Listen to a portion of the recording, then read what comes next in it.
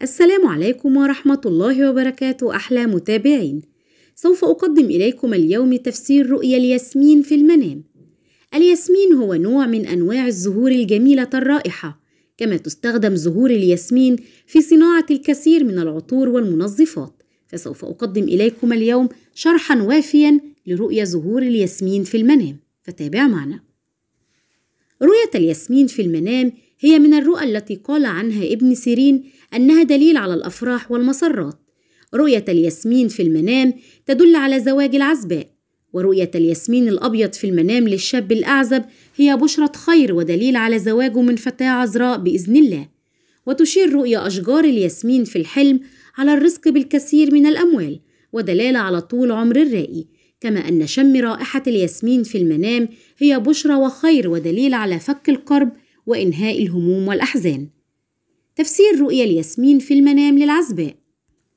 رؤية الياسمين الأبيض في الحلم للعزباء هي من الرؤى المبشرة بالزواج القريب وسعادة في الحظ.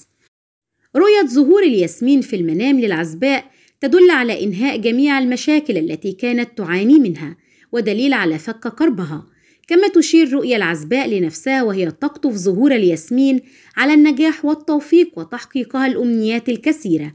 الياسمين في المنام للعزباء بشكل عام هو من الرؤى المستحبة والتي تدل على الخير والرزق الواسع. تفسير رؤيا ظهور الياسمين في المنام للرجل. الياسمين في المنام للرجل هو دليل على المرأة وبشارة بزواج الشاب الأعزب من فتاة صالحة، كما أن رؤية الياسمين في الحلم للرجل هي بشارة بالرزق وحصول الحالم على المال في حياته. تفسير رؤيا الياسمين في المنام للحامل. الياسمين في المنام للمرأة الحامل هو دليل على رزقها بمولودة أنثى، هذا في حالة رؤيتها الياسمين الأبيض. رؤية شم رائحة الياسمين في المنام للحامل تدل على سهولة ولادتها وتحسن أحوالها الصحية بإذن الله.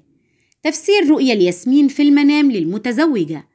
رؤية الياسمين في الحلم للمرأة المتزوجة تدل على استقرار زوجها وسعادتها الكبيرة مع زوجها وأسرتها. إهداء الزوج لبوكيه مليء بالياسمين في المنام يدل على الحب الكبير لها من زوجها ودليل على الفرح.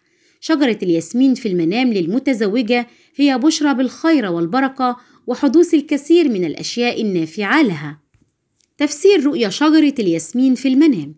رؤيا أشجار الياسمين في المنام هي دليل على المرأة ودلالة على تعدد الزوجات في حياة الرجل، لكن في حالة رؤية أشجار الياسمين الصفراء تدل على وجود امرأة غير صالحة له في حياته. رؤية شجرة الياسمين التالفة والزابلة هي دليل على الهموم والمشاكل وبداية لدخول الأحزان لحياة الرائي. تفسير حلم زراعة الياسمين في المنام.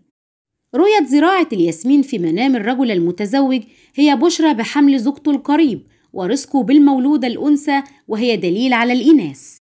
تفسير حلم عطر الياسمين في المنام. شم رائحة الياسمين في الحلم هي بشارة خير ودليل على إنهاء جميع الهموم والمشاكل، كما أن رائحة الياسمين لشخص مريض في منامه تدل على شفاء القريب من مرضه وتحسن أحواله الصحية. وإلى هنا تنتهي حلقاتنا ونلقاكم في تفسير جديد، فلا تنسوا دعمنا دائما بالإعجاب بالفيديو والاشتراك في القناة وتفعيل الجرس ليصلكم كل ما هو جديد لنا. إلى اللقاء.